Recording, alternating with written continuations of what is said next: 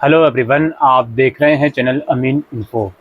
SOL के semester 3 के admission start होना शुरू हो गए हैं और अभी हर एक बच्चे के डैशबोर्ड में एडमिशन का लिंक नहीं आया है। सबसे पहले मैं कुछ चीज़ें क्लियर कर दूं। अगर आप CBCS 2020 या 2021 बैच के स्टूडेंट हो तो यह वीडियो आप लोगों के लिए नहीं है। आप लोगों के लिए 2-3 वीडियोस एग्ज़ाम फॉर्म और उसके इम्पोर्टेंट डाउट्स से रिलेटेड हमने बनाई हुई हैं। उसका लिंक आपको डिस्क्रिप्शन बॉक्स में मिल जाएगा। तो जो एक्स स्टूडेंट हैं वो वाली वीडियो देखें 2020 या 21 बैच के। अब जो ऐसे स्टूडेंट हैं जो 2022 बैच के हैं उनके अभी एडमिशन स्टार्ट नहीं हुए हैं। चाहे 2022 बैच के बच्चे सेमेस्टर 5 में एडमिशन के लिए जाएंगे या बीच में ड्रॉप हो गया था सेमेस्टर 3 का एडमिशन लेंगे 2022 बैच के, तो आपके एडमिशन अभी शुरू हुए नहीं है। वेट कर लीजिए, 2 से 3 दिन में आपका भी लिंक आ जाएगा और प्रॉपर इन्फॉर्मेशन आप लोगों को दी जाएगी। यह वीडियो 2023 बैच के लिए है जिन्होंने एसओएल में यूजी प्रोग्राम में 2023 में एडमिशन लिया था। तो कल शाम को 5 बजे के बाद लगभग काफ़ी बच्चों को बारकोड का SMS एसओएल द्वारा भेजा गया और जो आपका स्टूडेंट डैशबोर्ड है वो अब एसओएल के रोल नंबर और बारकोड की मदद से ही लॉगिन होगा। जिन बच्चों को बारकोड का SMS अभी नहीं आया है वो इंतज़ार कर लें, या फिर एसओएल की वेबसाइट पर नो योर बारकोड करके एक लिंक है।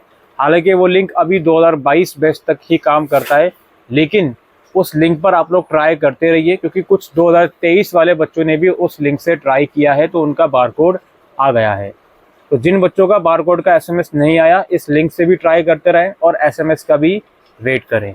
अब जो थर्ड सेमेस्टर के एडमिशन की हम बात कर रहे हैं 2023 बैच की, जैसे कि मैंने कहा अभी एडमिशन स्टार्ट होना शुरू हुए हैं और हर बच्चे के डैशबोर्ड में लिंक नहीं आया है।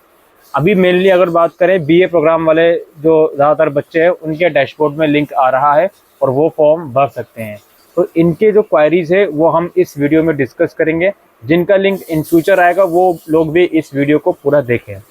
सबसे पहले तो अगर आपने एडमिशन फॉर्म भर दिया है और आपकी फ़ी रिसिप्ट आपको नहीं मिली है तो क्या करना होगा, इंतज़ार करना होगा। काफ़ी लोगों ने फॉर्म भर दिया है, फॉर्म भरने के बाद पोर्टल लॉग आउट हो जाता है और डैशबोर्ड में लिंक भी हट जाता है, लेकिन फ़ी रिसिप्ट उन्हें नहीं मिली है। तो इसमें कोई पैनिक वाली बात नहीं है, कुछ दिनों का इंतज़ार करें। डैशबोर्ड के अंदर ही या कुछ ऐसा सिस्टम एसओएल बना देगा कि आप अपने सेमेस्टर 3 की फ़ी रिसिप्ट को डाउनलोड कर पाओगे। अगेन आई विल रिपीट, जिनके डैशबोर्ड में लिंक आ नहीं रहा वो थोड़ा सा इंतज़ार करें। इसके अलावा बात आती है लास्ट डेट की। लास्ट डेट जो है अभी नोटिफाई हुई नहीं है ऑफिशियली। ये एडमिशन फॉर्म 26 अक्टूबर को अराउंड निकले हैं, हर बच्चे के डैशबोर्ड में नहीं आया, लेकिन कम से कम 25 से 30 दिन ये फॉर्म चलते रहेंगे। तो आप लोग शांत रहिए, डैशबोर्ड चेक करते रहिए और जो मैंने बारकोड सर्च करने का लिंक बताया वहाँ से बारकोड ट्राई करते रहिए, अपना एसओएल का रोल नंबर और रजिस्टर्ड फ़ोन नंबर डाल के, और अभी फ़िलहाल इंतज़ार कीजिए। तीसरी बात हमारी ये आती है, जिन बच्चों ने सब्जेक्ट सिलेक्शन के टाइम पर अपने सब्जेक्ट चूज़ कर लिए थे और स्टडी मटेरियल ले आए थे, वो बच्चे अगर अपना सेक या वैक वाला सब्जेक्ट चेंज करना चाहते हैं तो इस एडमिशन पोर्टल में लिंक आया हुआ है सब्जेक्ट सिलेक्शन का, तो उसमें सेक और वैक का सब्जेक्ट चेंज करने को भी वो लोग अलाउड कर रहे हैं। तो स्टडी मटेरियल अपॉइंटमेंट के टाइम पर आपने कुछ और सब्जेक्ट लिए थे सेक या वैक में, अब इसको चेंज करना चाहते हो चेंज कर सकते हो, लेकिन फिर बुक्स वगैरह जो आप लेकर आए हो उसे भी आपको अपने कैंपस जाकर एक्सचेंज करवाना पड़ेगा। फीस की थोड़ी सी हम यहाँ पे बात कर लेते हैं।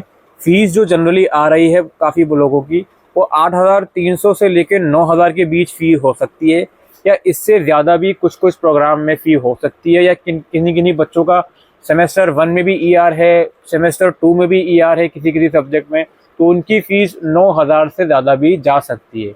या कुछ ऐसे प्रोग्राम होंगे जो प्रोफेशनल प्रोग्राम हैं एसओएल के अंदर, साइकोलॉजी ऑनर्स या BBA या BMS या इवन इकोनॉमिक्स ऑनर्स, इनकी फ़ीस हो सकता है 9,000 या इवन 10,000 से भी ज़्यादा हो। तो जब लिंक आएगा तो वो सारी चीज़ें क्लियर आप लोगों को हो जाएंगी। इसके अलावा ये जो आप फ़ी भरोगे ये पूरे 1 साल की फ़ी है। आई नो इस फॉर्म के अंदर आपके सेमेस्टर 4 के सब्जेक्ट्स फ़िलहाल चूज़ नहीं करवाए जा रहे हैं, लेकिन वो इन फ्यूचर चूज़ करवा लिए जाएंगे सेमेस्टर 4 के एग्ज़ाम से पहले, बट उसकी फ़ी नहीं ली जाएगी उस टाइम पर, इस बात से आप निश्चित रहिए। अब यहाँ पे जब आप सेमेस्टर 3 का फॉर्म भरने जाओगे तो उसके नीचे आप लोगों को सेमेस्टर 1 और सेमेस्टर 2 के भी सब्जेक्ट्स दिखाई देंगे। उन सब्जेक्ट्स का क्या करना है, नंबर 1, कोई अगर ऐसा बच्चा है जो किसी सेमेस्टर 1 या सेमेस्टर 2 के पेपर में इम्प्रूवमेंट देना चाहता है, वो पास है लेकिन इम्प्रूवमेंट देना चाहता है, तो नीचे वो जो सब्जेक्ट्स उसके आ रहे हैं सेमेस्टर 1 या 2 के, उसके आगे बॉक्स में टिक कर दे if you want to give improvement for that subject. Semester 1 का टिक करोगे तो उसका इम्प्रूवमेंट सेमेस्टर 3 के साथ हो जाएगा, सेमेस्टर 2 का सब्जेक्ट टिक करोगे तो उसका इम्प्रूवमेंट सेमेस्टर 4 के साथ हो जाएगा। तो इस चीज़ को ध्यान रखें। दूसरी बात यह है कि अगर किसी बच्चे का ईआर आया है सेमेस्टर 1 या 2 में, अब ईआर वो एब्सेंट होने की वजह से भी आ सकता है या फेल होने की वजह से भी आ सकता है, एसेंशियल रिपीट, तो भी आपको नीचे जो सब्जेक्ट्स आपके दिख रहे हैं उनमें से बॉक्स में उसको टिक करना पड़ेगा जिसमें ईआर है। और अगर सेमेस्टर 1 का ईआर है तो वो 3 के साथ, और 2 का ईआर है तो सेमेस्टर 4 के साथ वो हो जाएगा। ऑलराइट, काफ़ी लोग ये बोलते हैं कि सर अगर हमारा ईआर आया है तो इसका इंटरनल असेसमेंट भी हमको फिर से देना पड़ेगा। यस, आपको देना पड़ेगा इंटरनल असेसमेंट अगर आपका ईआर आया है तो। थ्योरी एग्जाम तो दोगे ही ऑब्वियसली। इसके अलावा कुछ बच्चे ऐसे हैं जिनके डैशबोर्ड में सेमेस्टर 3 का लिंक तो आया है बट सेमेस्टर 3 के सब्जेक्ट्स नहीं दिखा रहा, उन्हें सेमेस्टर 1 और 2 के ही सब्जेक्ट दिखा रहा है, उस पर टिक करने का ऑप्शन आ रहा है। ऐसा क्यों हो रहा है? ऐसा उन बच्चों के साथ हो रहा है जो प्रमोशन क्राइटेरिया फुलफिल नहीं कर रहे हैं। जो अभी आप लोगों का प्रमोशन क्राइटेरिया है वो 50% वाला ही है। अगर आपके फर्स्ट ईयर में टोटल जो 14 सब्जेक्ट्स हैं उन्हें मिलाकर आपके 7 सब्जेक्ट्स में क्लियर नहीं है आपके, तो आप लोगों का एडमिशन थर्ड सेमेस्टर में नहीं होगा, फर्स्ट ईयर में ही आपका फिर से एडमिशन होगा, और जो ईआर वाले पेपर है उनकी फ़ीस आपको देनी होगी और एग्ज़ाम्स देना होगा। तो जो भी ऐसे बच्चे हैं जिनका प्रमोशन क्राइटेरिया फुलफिल नहीं हो रहा है 50% ऑफ द सब्जेक्ट वाला, उन्हें थर्ड सेमेस्टर में एडमिशन नहीं मिलेगा, उनका एडमिशन वापसी सेमेस्टर 1 और 2 के ईआर वाले सब्जेक्ट में होगा और उसका पेपर उन्हें देना पड़ेगा। और यहाँ पे प्रॉब्लम काफ़ी लोग पूछ रहे हैं कि सर हमारा सेमेस्टर 1 या सेमेस्टर 2 में एब्सेंट लगा था लेकिन हम पेपर देकर आए थे और वो प्रॉब्लम अभी तक सॉल्व नहीं हुई है, और अब सेमेस्टर 3 के फॉर्म भी आ गए हैं और हमारा सेमेस्टर 1 या 2 जिसमें एब्सेंट लगा था उसमें वहाँ पर नीचे एफ दिखा रहा है, क्या हम उसे टिक करें या नहीं करें? हम तो पेपर देकर आए थे, प्रॉब्लम सॉल्व क्यों नहीं हुई? इसका क्या सॉल्यूशन हो सकता है? इसका सॉल्यूशन मैं इतना ही कहूँगा, आप सभी लोगों को एग्जामिनेशन ब्रांच या एसओएल कैंपस में विजिट करिए, उन्हें बताइए कि हमने पेपर दिया था और ये ठीक नहीं हुआ, तो इसका हम क्या कर सकते हैं। जो वो बेस्ट पॉसिबल सॉल्यूशन बताएंगे कि भाई आपका सब्जेक्ट अब ठीक नहीं होगा, या पेपर दे दीजिए या फिर फॉर्म भर दीजिए, अगर पेपर ठीक हो जाएगा तो एग्ज़ाम मत दीजिएगा, कोई बात नहीं। जो भी चीज़ें हैं वो कैंपस में आपको बताई जाएंगी, तो उसे फॉलो कीजिएगा।